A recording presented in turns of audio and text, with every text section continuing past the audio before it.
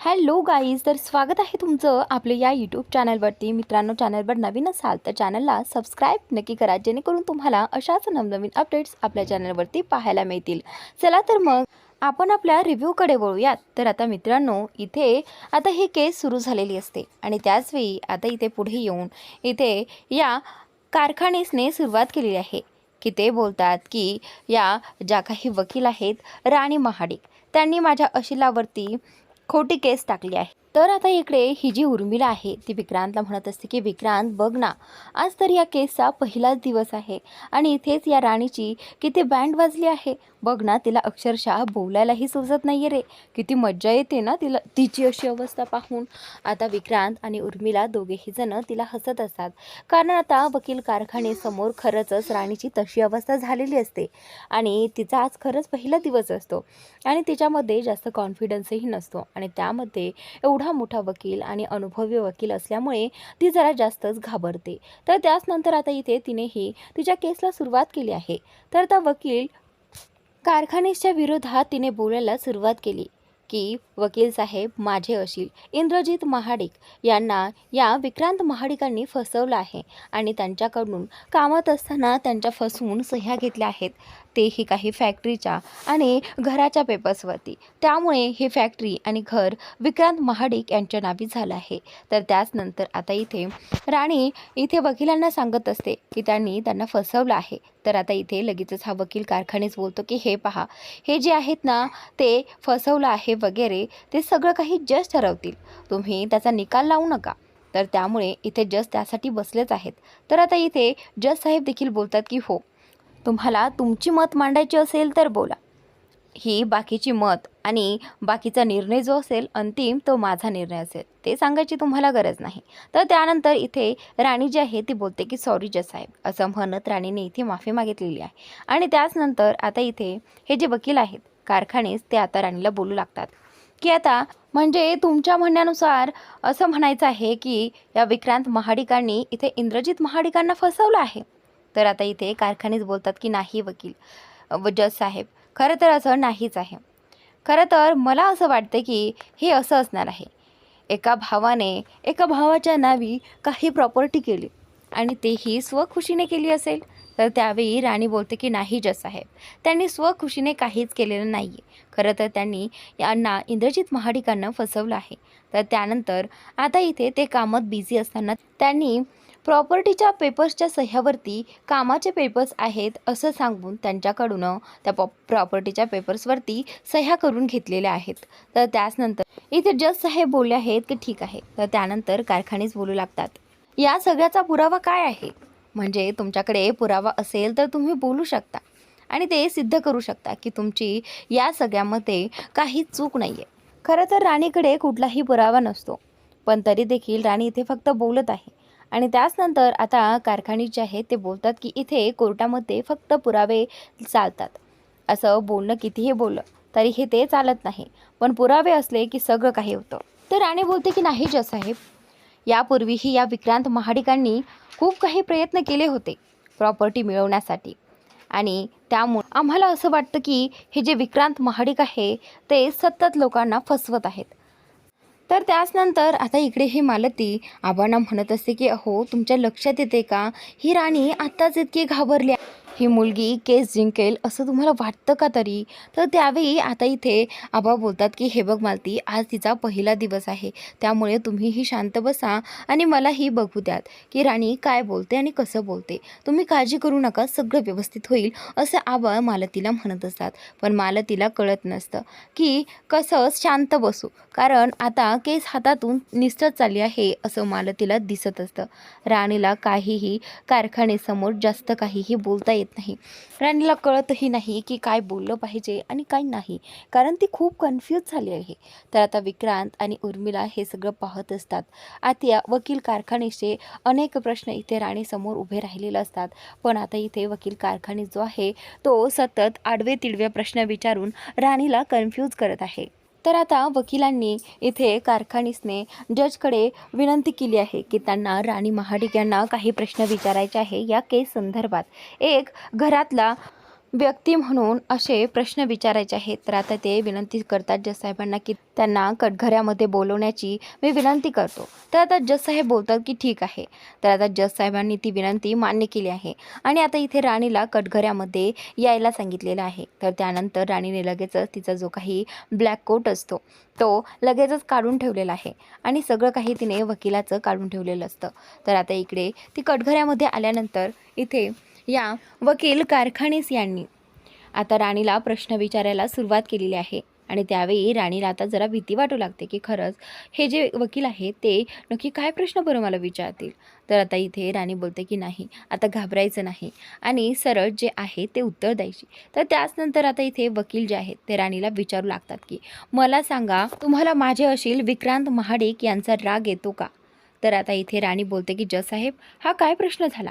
तर त्यावेळी आता इथे वकील बोलतात की हे पहा, मला हां किंवा ना यामध्येच उत्तर हवं आहे.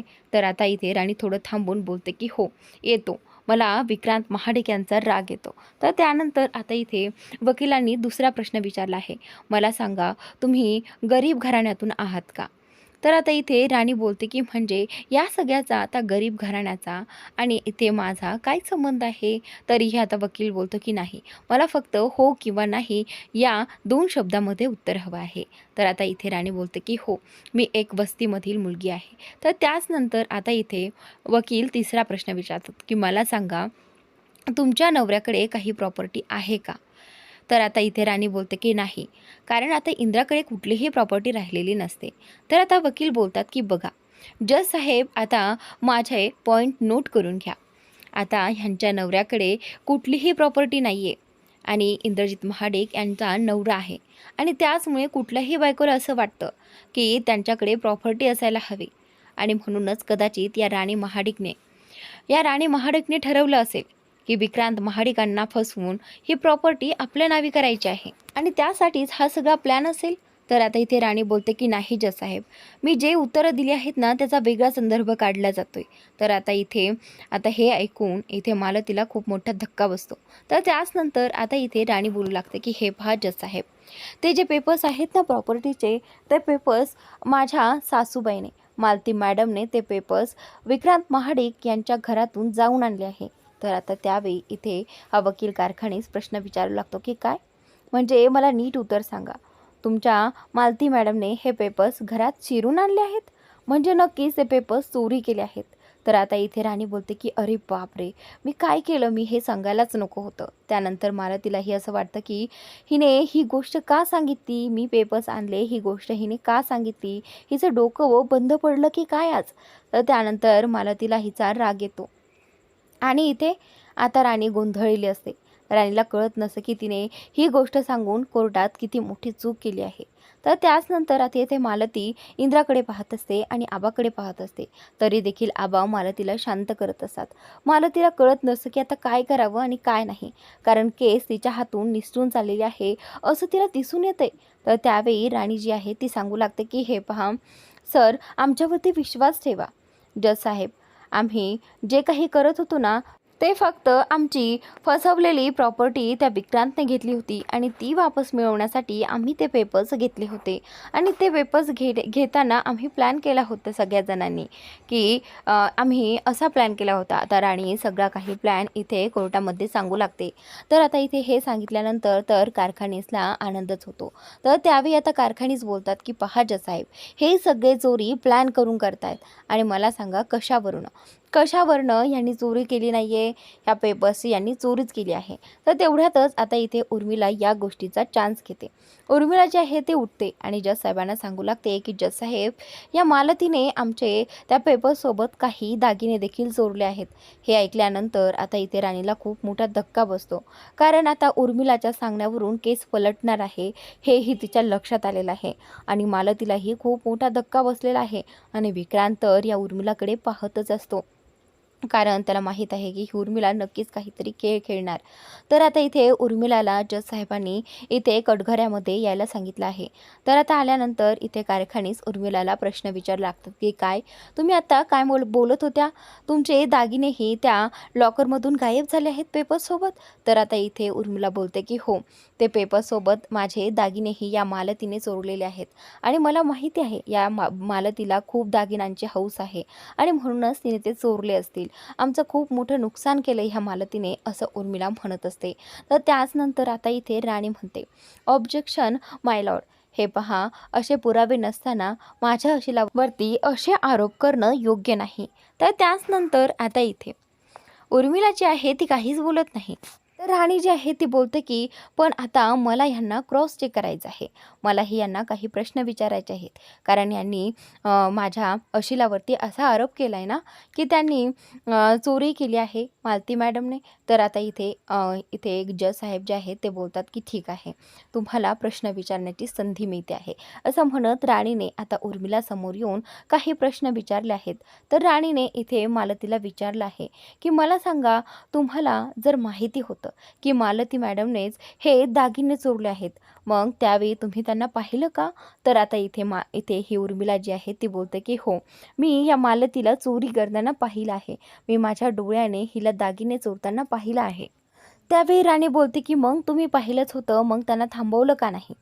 तर त्यावेळी आता उर्मिलाने आणखीन एक नाटक केलं की मला खूप भीती वाटत होती, घरात मी एकटीच होते आणि जर या मालतीने मला काही केलं असतं तर आधीच त्या मला खूप धमक्या देत होत्या. तर आता असं बोलल्यानंतर इथे राणी बोलते की तुम्ही खोटं नाटक काहीही इथे सादर करू नका.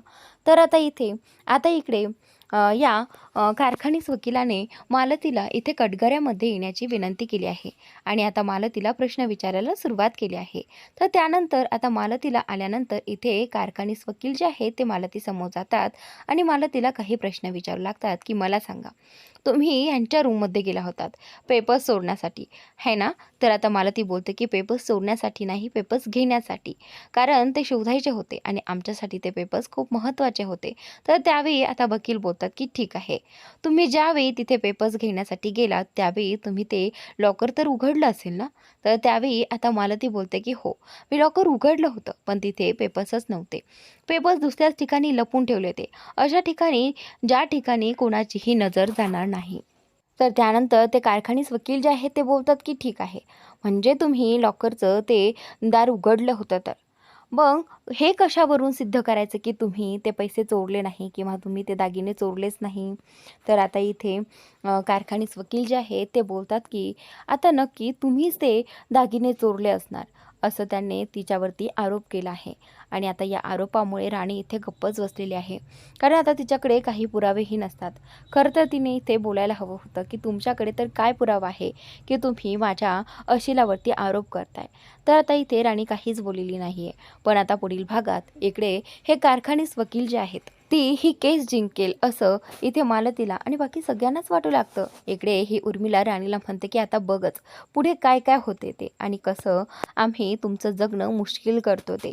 तर त्यानंतर आता इकडे जज साहेबांनी सांगितलं आहे की आता यांच्या घराची झडती घेतली जाईल, कारण आता दागिन्यांचा आरोप मालतीवरती आलेला आहे.